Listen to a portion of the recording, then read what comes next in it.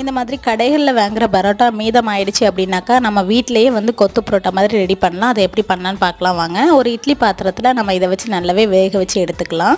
இப்போ பார்த்திங்கன்னா நல்லாவே வெந்துடுச்சு. அதை வந்து நம்ம கையாலேயே உதுத்து விட்டுக்கலாம். அப்படி இல்லை அப்படின்னாக்கா மிக்சியில் ஒரு பல்ஸ் பண்ணி எடுத்துக்கிட்டோன்னா போதும்.